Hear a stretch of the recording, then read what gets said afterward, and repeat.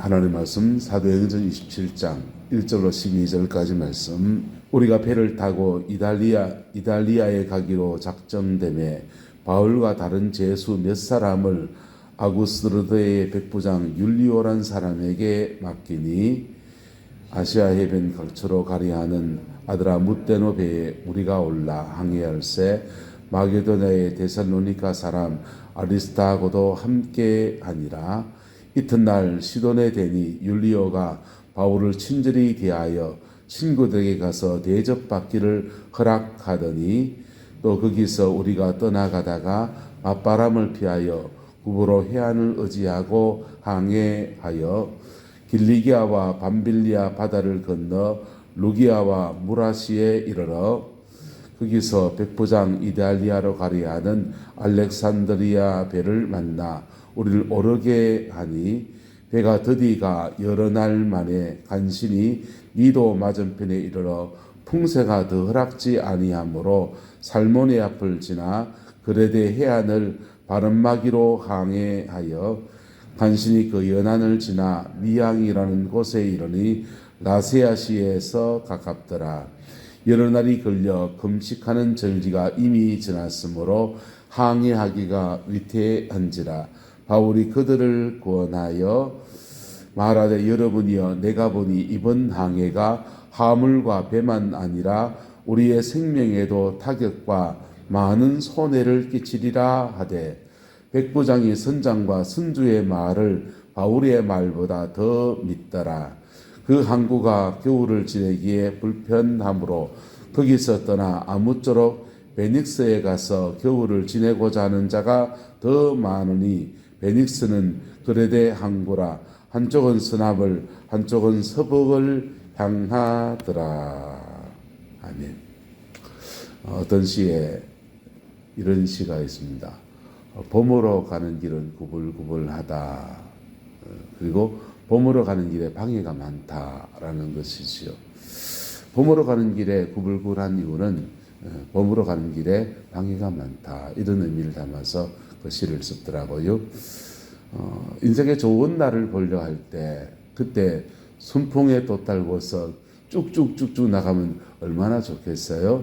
근데 인생은 좀 그렇지가 않고 좋은 일을 보려 할 때 늘 고비고비를 지나가는 법입니다.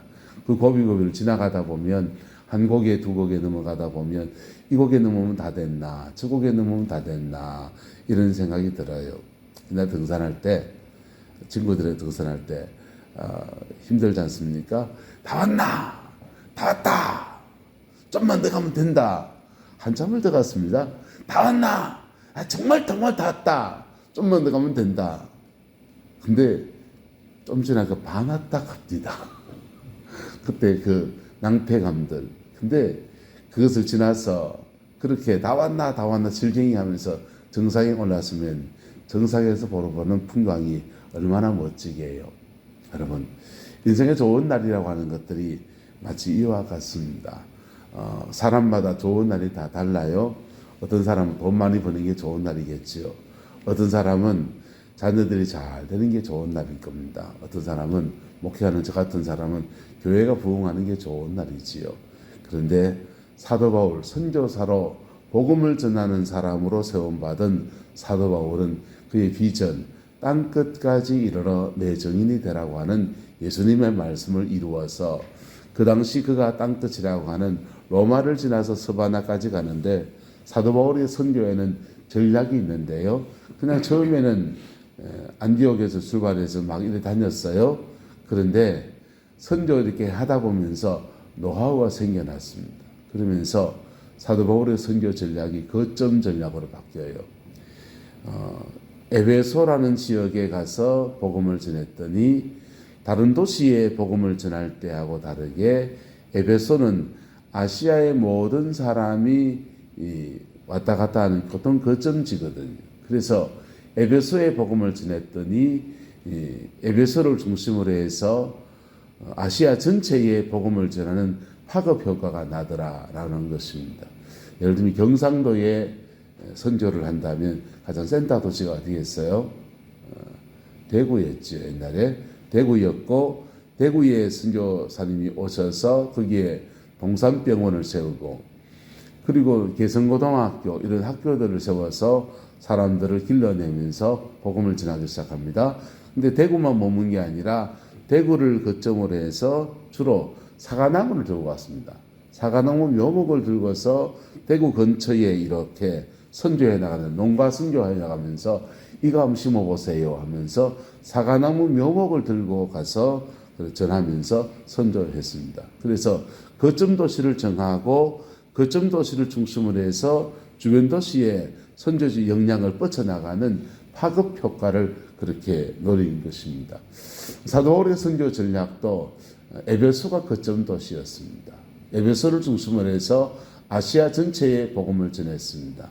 이제는 유럽으로 서방으로 가서 복음을 전해야 되는데 어디가 거점 도시가 될 것인가?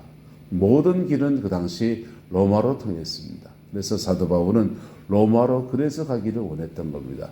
로마의 복음을 전하면 로마를 통해서 유럽까지 영국까지 로마를 통해서 온 세계에 사통팔통 복음을 전할 수 있을 것이다라는 비전이었습니다. 그리고 로마의 사회 지도청이 있었습니다. 사회 지도청이 복음을 받아들이게 되면 기독교적 이상을 이루어 가는데 대단히 큰 역사가 일어나게 될 것이다. 이런 것이 사도 바울의 비전이었어요. 대학 다닐 때 IBF에 몸을 좀 담았었는데요. IBF의 비전이 뭐냐면 기독교의 가치를 세상 전반에 뻗쳐나가는 그런 비전이었습니다. CCC는 전도와 구령이 강했다면 IBF는 세계관을 그렇게 강조했습니다. 근데 그렇게 해서 사회 지도층에 파고드는 전략들을 쓰는 그런 전략이 먹혀들 수 있는 데가 로마라는 지역이지요.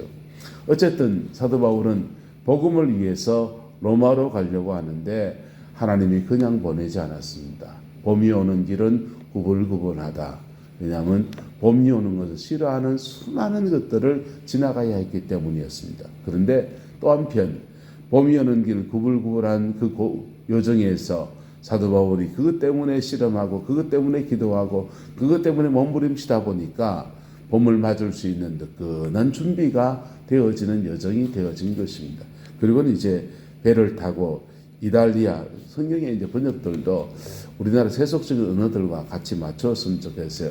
애굽이라 하지 말고 이집트라고 좀 하고 바로라고 하지 말고 파라오라고 하고 우리는 자꾸 요한 그러는데 영어로는 존이지 않습니까? 존이라고 베드로인데 영어로는 피터거든요. 피터.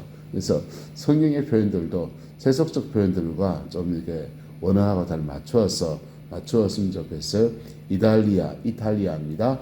이탈리아 로마로 가기로 작정되었습니다. 바울과 다른 제수 몇 사람을 백부장 율리오라 사람에게 맡겨져서 함께 떠나게 되었습니다. 떠나는 도중 배에 올랐을 때 바울의 감격이 얼마나 크겠습니까?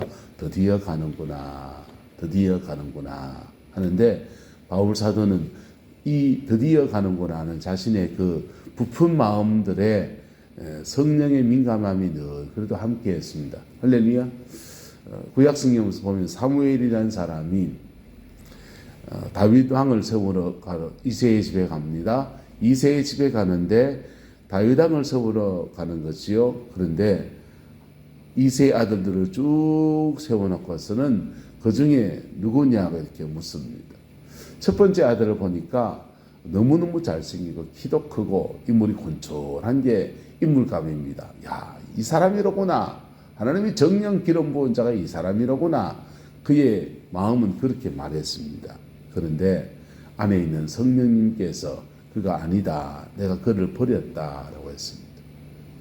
그래서 첫째부터 쭉 훑어내려가 7째까지 갔는데도 사람이 안 나타나는 거예요. 당신 아들 이 7 외에 또 있냐? 왜 하나님이 감동을 주지 않느냐? 라고 말했습니다. 그리고는 들판에서 양을 치고 있는 다윗을 급히 불러와서 그에게 기름을 부었어요. 사무엘에게도 지금 뭐가 있습니까? 성령님의 촉이 있습니다. 성령님이 이끄시는 위대한 촉이 그와 함께 했습니다. 사도 바울도 지금 로마로 가는 배에 승선했습니다. 얼마나 마음이 부풀겠어요? 얼마나 이 감격스럽겠어요? 드디어 자유를 얻었구나라는 것과 드디어 내가 꿈꾸는 바 비전을 이루어갈 로마로 가는구나 라고 하는 그의 마음속의 소리들이 얼마나 강하겠습니까? 그런데도 오늘 본문 12절에 이렇게 말합니다. 10절에 여러분이여 내가 보니 이번 항해가 화물과 배만 아니라 우리 생명에도 타격과 많은 손해를 끼치리라 이렇게 지금 이야기해 주고 있습니다. 그리고는 지금 여기 좀 머물자고 한 것입니다. 저는 바닷가에서 목회를 해보니까 바닷가에 바닷바람이 센 때가 있습니다. 여름날 태풍이 몰려오는 때와 그리고 계절이 바뀔 때입니다. 봄에서 겨울에서 봄으로 넘어갈 때, 가을에서 겨울로 넘어갈 때, 계절이 바뀔 때 바닷물은 뜨거워져서 위로 올라가고 올라간 빈자리를 육지에는 찬바람이 이렇게 들어간다든지 이럴 때 아침 저녁으로 바뀌어요. 아침에 바르고 저녁 바람이 달라요. 그래서 바닷가에 사는 사람들은 바람에 민감합니다. 근데 사도 바울이 지금 말하는 때가 언제냐? 겨울을 이제 막 나야 될 고비였습니다. 계절이 바뀔 때였습니다. 계절풍이 시작되는 때예요. 그래서 사도 바울이 지금 한정적으로 말하면 이것도 맞는 말, 틀린 말이 아니에요. 계시만 아닙니다. 계시적으로 사도 바울이 받은 음성은 이번 항해가 화물만 배만 아니라 우리 생명에도 타격과 많은 손해를 끼치리라 라고 지금 이야기해 주고 있습니다. 예언적으로 하나님이 지시하신 말씀을 선포하는 거예요. 이걸 가지고 배 선장과 선주들이 이 자세히 풍세를 살피면 그럴 위험이 있어요. 왜요? 계절이 바뀌는 때거든요. 근데 그 사람들은 왜 하지 않습니까? 항구에 더 머물면 머물수록 머무는 기간마다 체류비가 더 늘어납니다. 빨리 이 물건을 실은 것들을 제대로 이게 그 납품처에다가 넘겨야 이 당시에 식민지에서 밀을 다 이제 수확한 밀을 받아가지고는 로마로 가져가거든요. 가져가야 상하지 않게 가져가야 세금을 받습니다. 그래서 선주나 이 사람들은 상황을 모르는 게 아니에요. 계절풍이 있다는 거 모르는 게 아니에요. 배사람으로 오래 한 사람들이 이거 모르겠어요? 하지만 지금 뭐가 문제입니까? 뭐니 해도 머니가 문제가 되는 겁니다. 그래서 빨리 기한 내에 납품을 해야 세금을 받고 그래서 그런 것들 때문에 선장과 선주들의 말이 바울의 말과 달라진 겁니다. 백부장은 내리면 타든지 말든지 이 배를 탈 건지 저 배를 탈 것이 기다리든지 그것은 백부장의 선택할 몫이에요. 근데 백부장은 선장과 선주의 말을 바울의 말보다 더 믿었습니다. 왜요? 그들이 저 전문가니까. 그리고 또 하나는 그도 빨리 제수들을 로마로 압송해야 겨울을 지내고 빨리 그래야 되겠다고 생각하는 여러 가지 즉 개인적인 사정과 전문가의 말을 더 믿었으니까. 여러분 대부분 전문가들이 틀리지 않습니다. 대부분 전문가들은 그 분야에 오랫동안 준비한 사람들이기 때문에 잘합니다. 그런데 그 사람들이 왜 틀린 일을 하게 되느냐? 이게 낄 때 또는 권력이 낄 때 그때 그들의 전문적인 소견과 떠나서 엉뚱한 결정을 하게 되는 것입니다. 그 배에 탄 사람도 그렇게 되었습니다. 그래서 그들은 겨울을 지내기 불편하다 해서 베닉스에 가서 겨울을 지내고자 베닉스 이게 로마로 가는 배를 한 해 정해놓고 그 배 타고 그냥 한 원톱에 쭉 가는 게 아니라 베니스 가서 또 담배 갈아타고 또 담배 갈아타고 해서 여러 배를 갈아타면서 로마로 가는 거거든요. 그래서 베닉스까지 이 배 타고 가고 베닉스 가면 겨울을 지내기가 좋으니 거기 가서 배를 갈아타야 되겠다. 그렇게 해서 떠나게 된 것입니다. 어쨌든 떠나는 여정에 바울은 뭐가 살아있었다? 하나님과 교통하면서 하나님께 대한 영감이 살아있었습니다. 목회자들 속에 농담처럼 하는 말이 있습니다. 홀로 된 가부와 설교 못하는 목사가 공통점이 뭐냐? 영감이 없다는 겁니다.